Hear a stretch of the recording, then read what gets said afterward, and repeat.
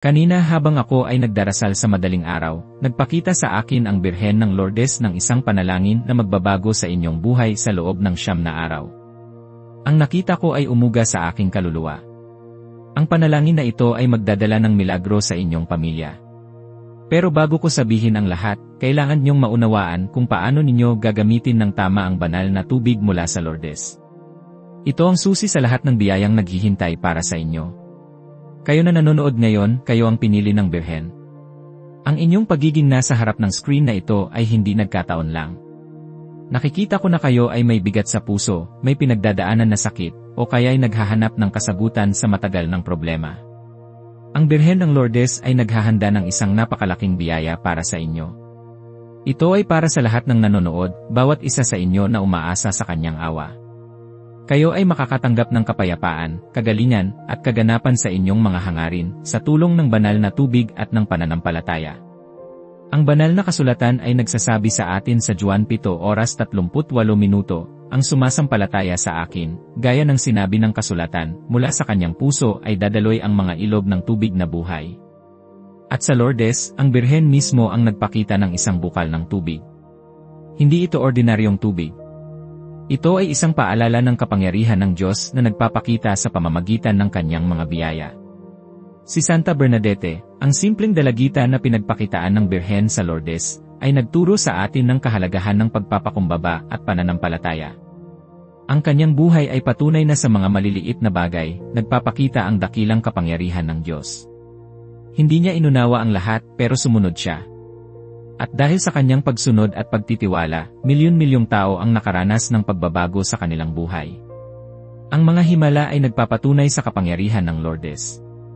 Mula sa mga paggaling ng karamdaman na hindi maipaliwanag ng agham, hanggang sa mga pagbabagong buhay na sumasaksi sa pag-ibig ng Diyos, ang Lourdes ay isang patunay na ang Birhen ay kasama natin. Sa aking paglalakbay sa Lourdes, nalaman ko na ang tubig doon ay hindi lamang pisikal na tubig, ito ay isang instrumento ng grasya. Ang Papa ay nagturo na ang mga sakramento at sakramental ay mga daan para maranasan natin ang presensya at pagmamahal ng Diyos. At ang banal na tubig mula sa Lourdes ay isa sa pinakamakapangyarihang sakramental na ibinigay sa atin ng langit. Nakikita ko na kayo, mga tapat na deboto tulad ninyo, ay naghahanap ng kalinga. Binabasa ko ang bawat comment ni Maria, Jose, Ana, at lahat ng pangalan na inyong isinusulat na nagsasabi ng kanilang mga pinagdadaanan. Kayo na palaging nagko-comment dito, magbabago ang inyong buhay. Kayo na nahihirapan sa sakit na hindi gumagaling, kayo na nawalan ng trabaho at hindi makakain ang pamilya, sino mang hindi makatulog sa problema dahil sa matinding pagsubok, lahat ng dumaan sa pagsubok sa pag-aasawa o sa pamilya, ang biyaya ng Lourdes ay para sa inyo. Ang Birhen ay nagsasabi na ngayon ang tamang panahon para sa kaligtasan. Ito ay isang paanyaya na kailangan niyong yakapin ng buong puso. Ang paggamit ng banal na tubig mula sa Lourdes ay hindi lamang isang ritual, ito ay isang gawa ng pananampalataya. Ito ay isang paraan upang idugtong ang inyong sarili sa kapangyarihan ng mahal na Birhen na nagdudulot ng kagalingan at pagbabago. Kayo ay gagaling sa 7 araw. Lahat ay makakatanggap ng biyaya sa 14 na araw. Ang inyong buhay ay magbabago sa 21 araw. Ito ay mangyayari sa bawat nanonood na may buong puso at pananampalataya. Pero paano nga ba gagamitin ng tama ang banal na tubig? Marami ang nagkakamali dito. Akala nila ay sapat ng idilig lang sa sarili o sa gamit na parang anting-anting. Hindi po. Ang banal na tubig ay isang sakramental, isang biyaya na nagmumula sa pananampalataya. Sinasabi sa akin ng mga santo na ang bawat sakramental ay nagiging epektibo dahil sa pananampalataya ng gagamit nito. Alalahanin niyo si San Agustin na nagturo na ang mga sakramento ay nakikita't nadaramang tanda ng hindi nakikita't di nadaramang biyaya. Ganito rin ang mga sakramental, tulad ng banal na tubig. Ito ay isang nakikitang tanda na nagdadala ng di nakikitang biyaya ng Diyos. Ang paggamit ng banal na tubig ay nangangailangan ng tamang disposisyon. Una, ang pagpapakumbaba. Tulad ni Santa Bernadette, kailangan nating tanggapin na ang lahat ng biyaya ay nagmumula sa Diyos, at tayo ay simpleng kasangkapan lamang. Ang Birhen ay nagpakita sa isang mahirap at walang pinag-aralan na bata upang ipakita na ang Diyos ay hindi tumitingin sa katayuan, kundi sa puso. Ikalawa, ang pananampalataya. Walang mangyayari kung walang pananampalataya. Kung gagamitin niyo ang banal na tubig na parang magic spell, mawawalan ito ng bisa. Kailangan niyong maniwala na sa pamamagitan ng tubig na ito, ang Diyos at ang mahal na Birhen ay gumagawang himala. Ikatlo, ang pagtalikod sa kasalanan. Hindi maaaring asahan ang pagbabago kung patuloy tayong namumuhay sa kasalanan. Ang banal na tubig ay isang tawag sa pagbabagong loob, sa pagiging mas malapit sa Diyos. Nararamdaman ko sa puso na marami sa inyo ang naghahanap ng solusyon sa mga modernong problema.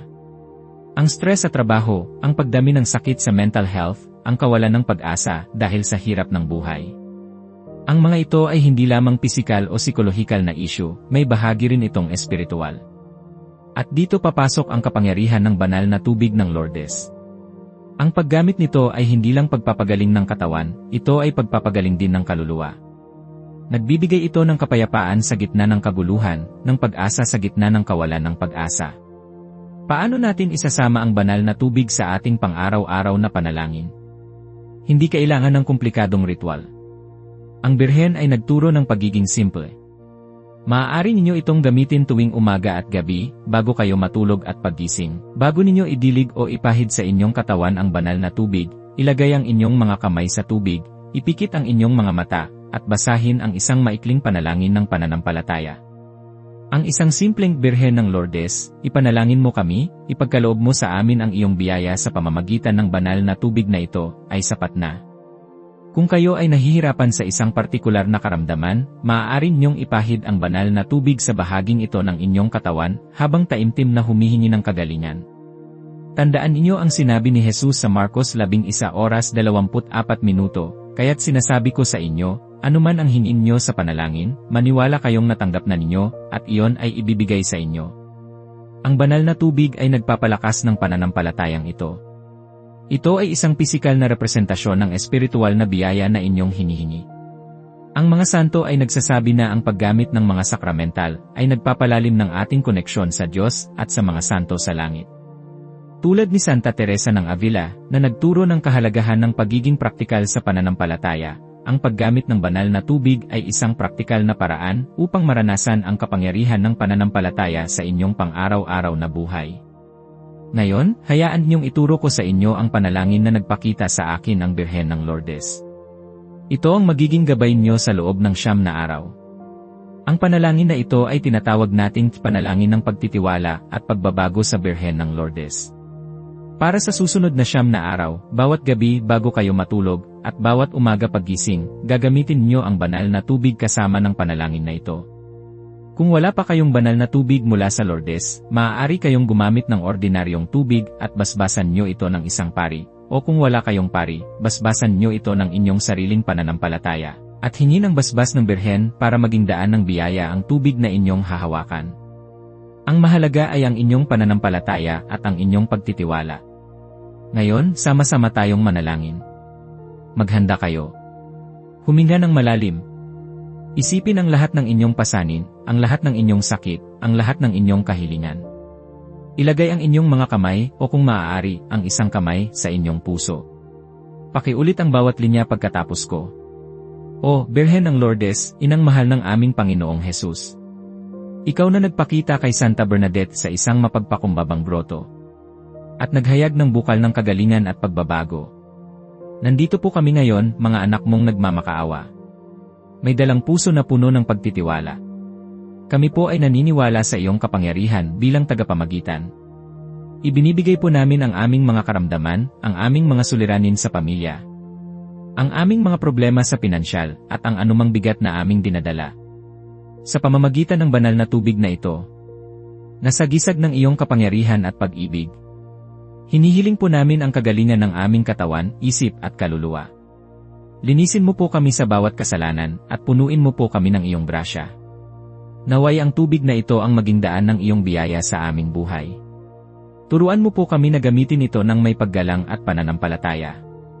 Hindi bilang isang anting-anting, kundi bilang tanda ng iyong presensya at pagmamahal. Birhen ng Lourdes, ina ng pag-asa, ipanalangin mo kami. Amen. Pagkatapos ng panalangin na iyan, idilig ninyo o ipahid ng bahagya ang banal na tubig sa inyong sarili, o sa miyembro ng pamilya na inyong ipinapanalangin. Kung may sakit sa isang bahagi ng katawan, ipahid doon ang tubig habang binabanggit ang pangalan ni Jesus at ng Birheng Maria. Gawin ito ng 9 na araw. Ang numero 9 ay sagrado sa novena, na nagpapakita ng isang kumpletong serye ng panalangin na humahantong sa isang biyaya. Ang mga milagro ay nagsisimula sa pananampalataya. Nararamdaman ko na ngayon pa lang, may pagbabago nang nagaganap sa inyong puso. Ang pagtitiwala ninyo ngayon ay binibigyan na ng tugon ng langit. Patuloy kayong magdasal, patuloy kayong magtiwala. Ang banal na tubig ay isang paalala lamang na ang Diyos ay may kapangyarihan sa lahat ng bagay, at ang Birheng Maria ay patuloy na nagmamagitan para sa atin. Lahat kayo na nagsasabi ng Amen, sa puso ninyo ngayon, makakatanggap ng biyaya. Hayaan niyong ipaliwanag ko kung paano gumagana ang biyaya na ito. Ang pagbabagong magaganap sa inyo ay hindi lamang panlabas. Ito ay nagsisimula sa inyong kalooban. Sa paggamit niyo ng banal na tubig at sa inyong panalangin, unti-unting lumalalim ang inyong pananampalataya. Ang mga pagdududa ay napapalitan ng katiyakan. Ang takot ay nagiging kapayapaan. Ang galit ay nagiging pagmamahal.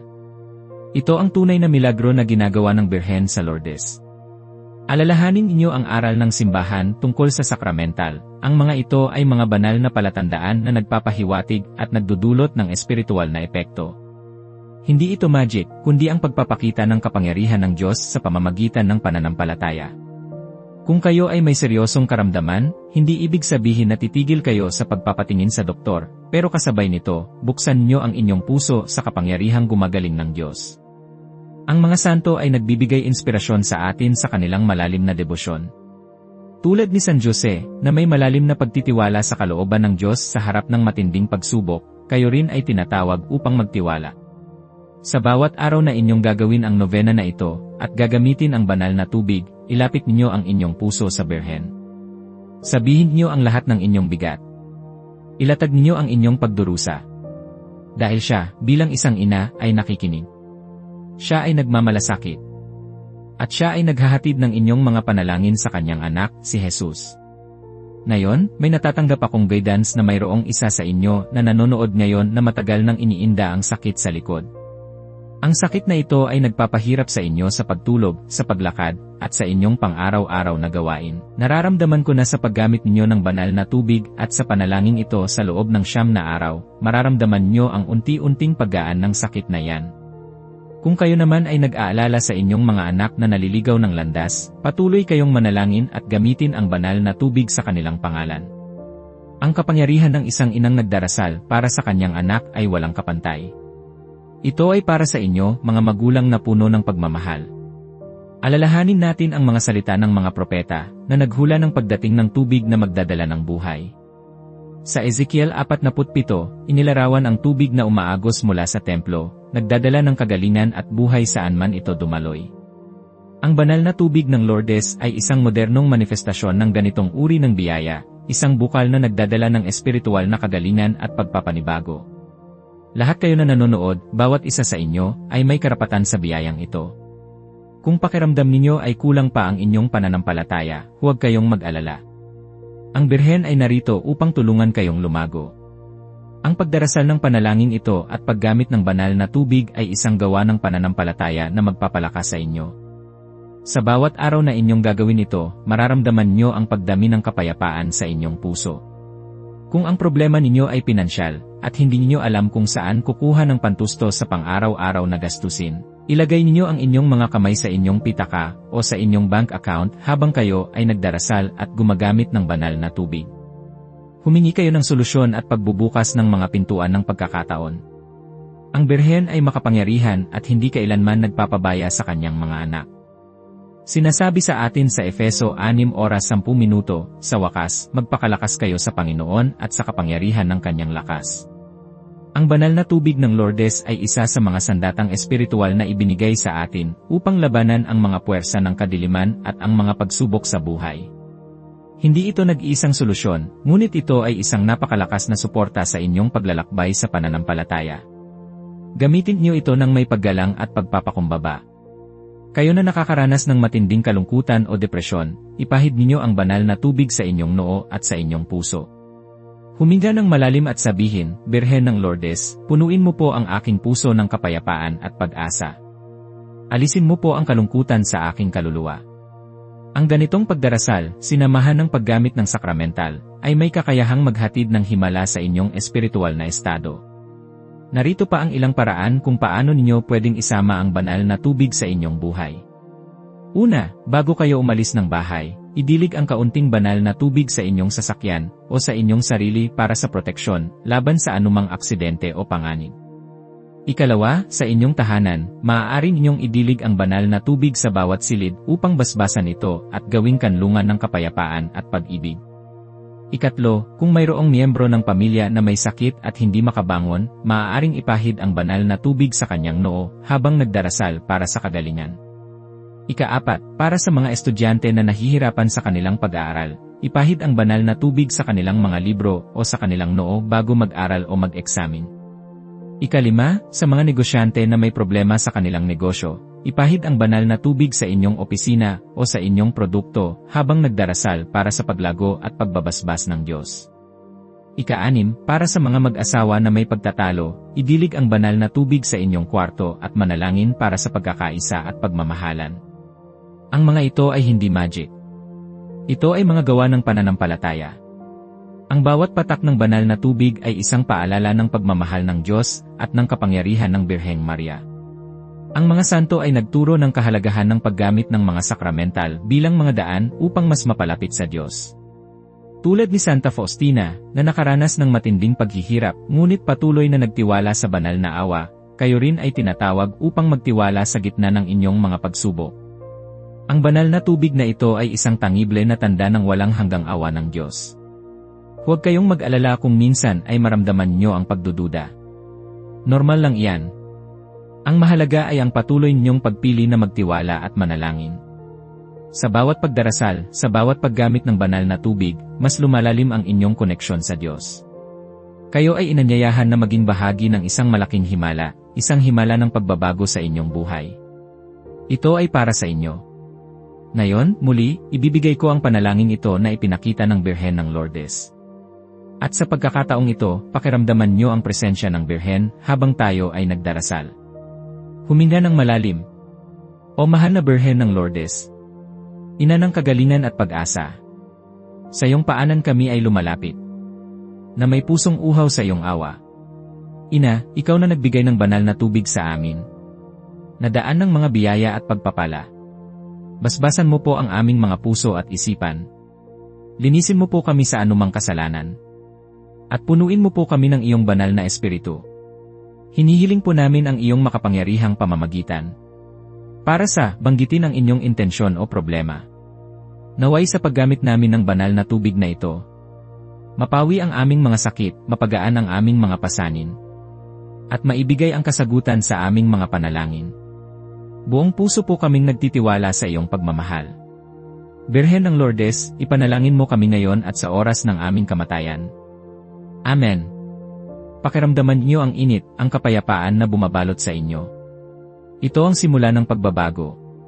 Ito ang simula ng inyong milagro. Hindi niyo kailangan mag-isa. Ang Birhen ay kasama ninyo sa bawat hakbang. Ang panalangin na ito, na sinamahan ng banal na tubig, ay ang inyong armas laban sa kawalan ng pag-asa. Ito ang inyong kalinga laban sa sakit. Ito ang inyong pag-asa para sa isang bagong simula. Patuloy tayong manalangin at magtiwala. Sa mga darating na araw, mararamdaman nyo ang pagbabago. Maaaring hindi ito maging agarang kagalingan sa pisikal, ngunit mararamdaman nyo ang kapayapaan, ang kalakasan, at ang pag-asa na magtutulak sa inyo na lumaban. Ang Birhen ay nakikinig. Siya ay gumagabay. Ngayon, bilang isang gawa ng pananampalataya at pagtitiwala sa kapangyarihan ng Birhen ng Lourdes, at bilang patunay na kayo ay naniniwala sa pangako ng pagbabago, isulat ang inyong pangalan sa comments para makapagdasal ako para sa inyo. Bawat pangalan ay babasbasan ko at idadalangin para sa mga intensyon na nasa inyong puso. I like ang video na ito bilang act of faith sa kapangyarihan ng Birhen at sa mga himalang kanyang ginagawa. At upang maikalat ang biyayang ito sa mas maraming tao, ay share sa 9 na tao ang sacred number ng novena. Hayaan nating maging daan tayo ng biyaya para sa iba. Sa susunod nating pagtatagpo, pag-uusapan naman natin ang paano magkaroon ng pananampalataya na naglilipat ng bundok, isang paksang magpapalalim pa ng inyong koneksyon sa Diyos at sa Birheng Maria. Maraming salamat sa inyong panonood at sa inyong pananampalataya. Manatili kayong pinagpala. Ang Birhen ng Lourdes ay sumainyo at naway pagalingin niya ang inyong mga sakit at punuin ang inyong buhay ng walang hanggang biyaya.